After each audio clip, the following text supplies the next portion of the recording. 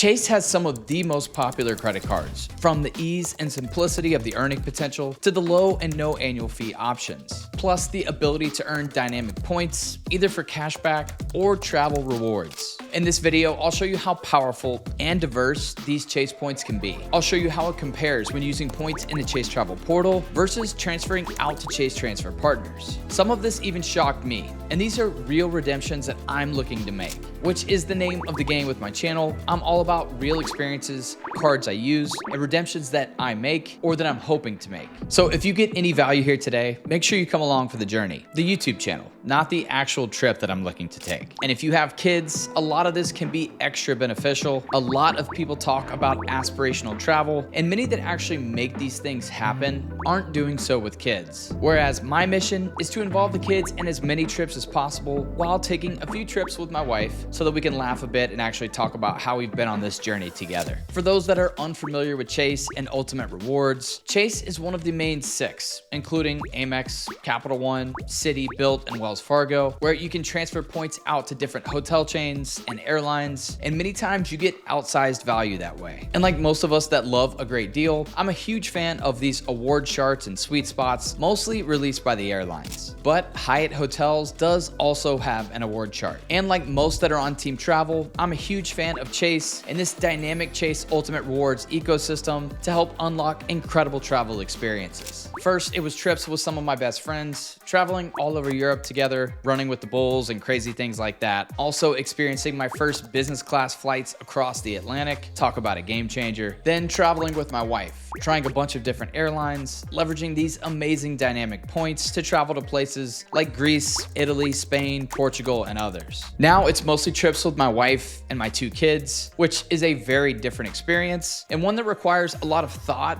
and a lot of strategy in order to find good redemptions based on specific travel windows. With kids in their school schedule, unfortunately, you really can't just up and travel like a lot of what you see on YouTube, ANA around the world redemptions, last minute trips to Japan, things like that. But even though things can change in a huge way when you have kids, you can still have a ton of fun. And you can still find great redemptions, both with flights and with hotels. And a big part of my search now is centered around all-inclusive properties. So comment down below if you're looking for recommendations for good all-inclusives, specifically for families, for which ones have good water parks, good shows, swimmable beaches, and all that. So typically we take a handful of trips to different destinations throughout the year. This year with trips to Orlando, to Clearwater, Cancun, and the Dominican, a few trips to visit the family sprinkled in there as well. And with our trips to Mexico and the Caribbean, we tend to focus on those all-inclusives if it lines up. It's just way easier when you have kids that may or may not eat and are really active and on the go, plus adult beverages that end up getting pool water or beach sand splashed into them. Things are just different with kids. And you may ask, why such a key focus on the hotels and not the flights? And there's more to it. This is a multiple part answer. We still do focus on the best redemptions possible for flights, but within the times that we're looking to travel. And with the flights, transfer partners and diversity can make it much easier to find value. For example, if you need a United Airlines flight, you could transfer points to United or another Star Alliance member like Avianca or Aeroplan, whichever gives the best deal. Plus, you can often find transfer bonuses from certain banks to certain airlines, and because of the alliances, you can get good value with just a little bit of effort. Now with hotels, you don't have quite as many options, so I tend to leverage multiple currencies, and I'll save my strategy for each currency for another video since that's a conversation in itself. But the strategy as it relates to my Chase Ultimate Rewards points is to leverage those for arguably the most popular Chase transfer partner, that being Hyatt Hotels. But quickly before we go there, another strategy with Chase and other banks is to use their specific travel portal. And obviously there's more benefit for Chase if you use the Chase travel portal versus making that booking directly with the airline or the hotel, either with cash or with points. And this is why you see such elevated earning potential for just about any travel related card when booking travel in their specific portal. As an example, with the Chase Sapphire Reserve, you get 4x for flights and hotels booked direct, or 8x for those bookings in the Chase travel portal. Now there's pros and cons to using these travel portals. Often the redemption rates are not great when you're using your points. Also, the fares can be higher versus with hotels and airlines directly. But banks like Chase somewhat combat this by giving you these elevated earning multipliers on your credit cards and entice you to spend on flights and hotels and car rentals and sometimes cruises, all booked in the Chase Travel Portal. Now, personally, I'm not looking to pay cash for a travel portal booking, so when I see that 8x or that 10x multiplier, it really means very little to me. What I'm looking to do is leverage the points that I've earned from sign-up bonuses, from spending, and from referrals. And by the way, thank you all so much for those that have used my referral links. It's so greatly appreciated, and it does help support this passion with the channel. And historically, I've rarely looked to use travel portals, even when leveraging points. That is, until recently. With most portals, American Express, Capital One, and others, you're locked in at around 1 cent per point or slightly less for any of your redemptions. So a hotel that costs $1,000 would cost you around 100,000 points. Chase, on the other hand, had an elevated redemption rate for their Sapphire Preferred and their Sapphire Reserve cards. And with that, it was possible for you to redeem your points for 25 to 50% more, depending on which card you had. And this just recently was in the news for some big changes, now lowering most redemptions down to that set 1 cent per point. But Chase introduced a points boost feature. And with this, you can find some redemptions for 1.5 cents per point for hotels, up to 1.75 cents per point on flights, premium cabin only for now if you have the Sapphire Preferred, and up to 2 cents per point on flights and select hotels with the Sapphire Reserve. Now, personally, I feel like this is pretty awesome, and it's a big reason I'm moving my Sapphire Preferred to my keeper pile. I think most people immediately thought the rates would be all jacked up or the possibilities would be very limited. But I can tell you from a recent search that I'm going to get into here momentarily with a bunch of different hotels, 2 in Aruba, 2 in Cancun, 2 in the Dominican Republic, and some bonus options. Now, 3 of these are Hyatt hotels, 2 are Marriott's, even 1 Hilton property. This isn't just a one-off with a specific property. And this also truly makes me question just about everything with Marriott, even though I try to factor in both the redemption rates and the earning potential. If the redemption rate is lower, but I can earn 2 to 3 times as many points with a specific card or currency, I need to make sure all of that's factored in. But we'll save the rest of my deep thoughts on that for another video. So let's take a look at these specific properties, and we'll look at both the cash rate and the points redemption rate, and this will be on the public sites of Marriott, Hyatt, and Hilton, and in the Chase Travel Portal. I'll even throw a Capital One portal example in here just to show you how good the Chase portal can be. Now, I'm going to keep this search for hotels only, 4 nights at all these specific properties, and you can factor in the 5th night free both at Marriott and with Hilton when you think about the calculations here. First though, one amazing bonus example, and this is one leveraging Hyatt as a transfer partner, probably one of the better redemptions you'll find worldwide. Now, I do realize the Maldives are incredibly difficult to get to, but it's also one of the top bucket list destinations, and also one that credit card enthusiasts just love to leverage. And with this one, I also did a good bit of research on flights. I looked at Seats.aero and some others. Some great bucket list airlines and premium seats were available at the dates that I was looking here as well. And this hotel, surprisingly, was not even on my radar, but we're talking about the Park Hyatt Maldives with a cash rate over $800 per night. Now, in total, this was just shy of $4,000 for 4 nights on Hyatt's website,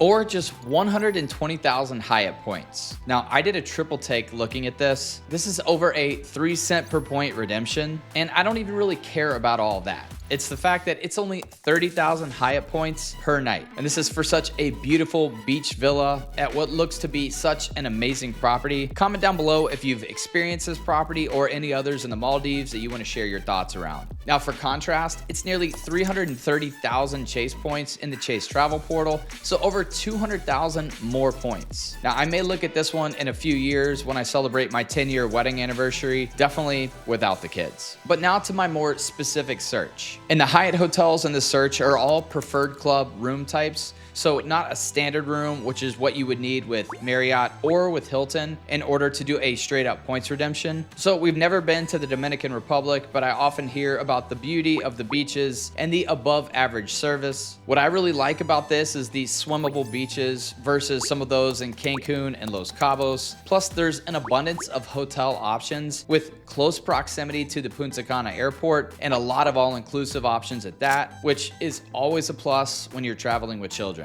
So the first option here is the Hyatt Dreams Royal Beach, and this property is very well reviewed, tons of videos on YouTube, and the room type is a preferred club level for 3 people. So that's the same cash rate that I looked up. Now, often you pay a good bit more in cash or points when you start adding people to your search above that standard 2 people per room. And it is best to look at 2 people, then pay cash for the kids or your other guests, which is around $300 for me per kid for the entirety of the stay. And in this case, I'd only need to pay cash for one of my kids. So at the time of my search here in late July on the Hyatt site, the cash fare total was just over $1,500 or 134,500 points. So about a 1.1 cent per point redemption. But for a better cent per point redemption, the Preferred Club King for 2 people was only 24,000 points per night or around a 1.6 cent per point redemption. But now looking at the Chase portal, and this is where I did a bit more of a double take, the cash fare is roughly the same, but check out the difference in the points needed here. 32,000 less points for the same room type, Preferred Club Deluxe, Pool View Double, same amount of people, same cancellation policy. Now, because of this points boost feature, the cash fare was nearly identical, but only 102,000 points or a 1.5 cent per point redemption. So the only con here is you won't get those qualifying night credits via Hyatt for this stay, but that's basically points for another night. If you wanted to extend the trip or start prepping for the next one, that's 32,000 points back in your pocket. And speaking of the next one, the next option, the Hyatt Dreams Macau Beach. And the reason we're looking at these Dreams property over Hyatt Ziva, it seems like families tend to prefer the Dreams properties. Zivas are definitely the top category all-inclusive for Hyatt, and the standard suite redemptions go for 70,000 points per night and up, which is almost to Marriott territory. And this Macau Beach Preferred Club Junior Suite goes for $1,550 for the 4 nights, about the same fare as it was at the Royal Beach, or around 120,000 points here on the Hyatt site, which is a modest but respectable 1.29 cents per point. And again, this is not the best you'll find with Hyatt, but in the Chase portal, check this out. The Preferred Club King is only 75,000 Chase points. Now that coincidentally is the same 75K that you'd earn on the Sapphire Preferred welcome bonus right now. Or there's a few other great options like the Preferred Club Master Suite Rooftop,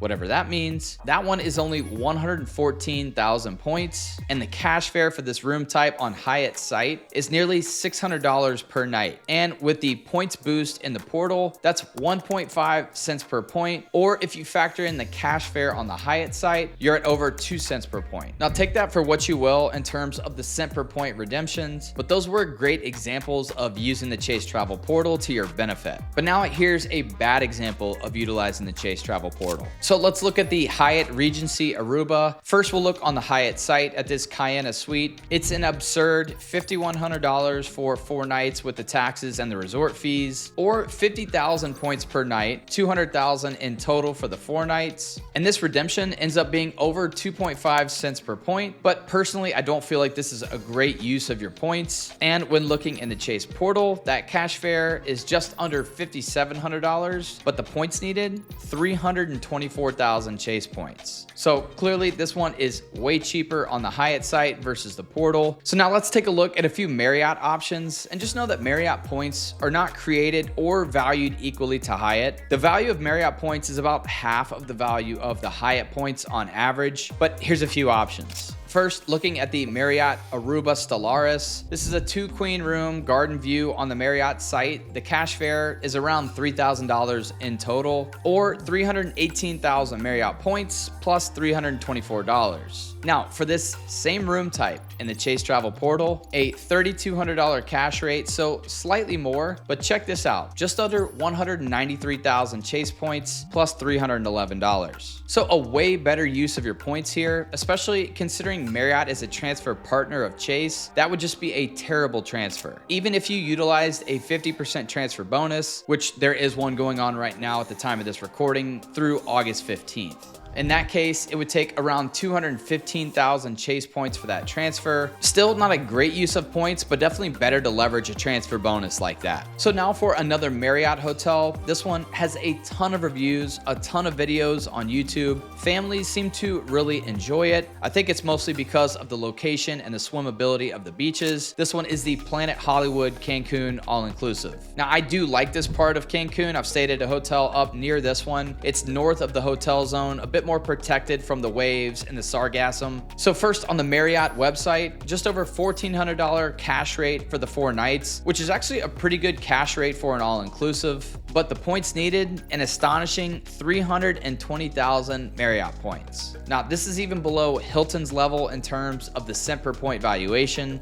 And again, you could use points for the 4 nights and get the 5th night free. And that's definitely a perk that we utilize just about every time for these all-inclusives. But such a terrible redemption, under 0.6 cents per point, even after utilizing that 5th night free option. And this basically sums up the direction that Marriott is headed, but we'll save that for another video as well. Okay, so this same hotel, same room type, when looking in the Chase Travel portal, is only 107,000 Chase points. That's a third of the points needed from Marriott, and based on the cash fare with this Chase portal, that's 1.26 cents per point. And another option here for this same hotel, utilizing the Capital One travel portal, just over a $1,260 cash fare for the 4 nights, so nearly the same as the other 2 options, or 127,000 Capital One miles. So that's right at that 1 cent per point, but compare this to how many Marriott points it requires. This is even a much better option. And it really just shows that Marriott can just basically rip you off. But speaking of Marriott, another bonus option, the Marriott Cancun All-Inclusive. This is a property we've stayed at multiple times, and we actually really like this property. This one is listed as a points boost option on the Chase Travel portal as well. And for these same exact dates that we did the search for the other hotels, it's just over $2,100 for the 4 nights, or 241,000 Marriott points, which is around 0.9 cents per point. And this is clearly a much better use of your Marriott points. And if you took the average cash rate and added another night, you're at just over $2,700 for the 5 nights, or that same 241,000 points redemption, which is over 1.1 cents per point. Definitely more in line with what we're looking for. But also looking at the Chase portal, it's showing around $1,985 cash fare, or 131,000 Chase points. Even this one is roughly half the Chase points needed, which again, I realize are not created equally or earned the same as Marriott points. But if you're okay booking through a travel portal like this and not getting the elite night credits, the Chase portal is again the better option here. Now for another option, this one being a Hilton, and that being the Hilton Cancun All-Inclusive. So on the Hilton site, this is showing 100,000 points per night for a standard room, 400,000 Hilton points for the 4 nights, or remember you would get that 5th night free when redeeming points for 4 nights. Or in the Chase portal, the cash fare is $1,376. Again, this is a pretty good deal for 4 nights at an all-inclusive, or 110,000 Chase points. And this one is a 1.25 cents per point redemption, like the old Sapphire preferred redemption rate. Now, when you compare this to transferring Amex points, which transfer to Hilton at a 1-to-2 ratio, you'd need 200,000 Amex points for the 400,000 Hilton points needed. Again, it just shows you this is a much better deal in the Chase Travel portal. Now, hopefully this shows you the new points boost feature from Chase can definitely be worth it. And also that travel portals can fit into our workflows. But with all of these great ways to leverage Chase points, if you want to see how the new Chase Sapphire Reserve can make all this a reality and how it stacks up to its #1 competitor, check out this video here, and I'll see you there. Cheers.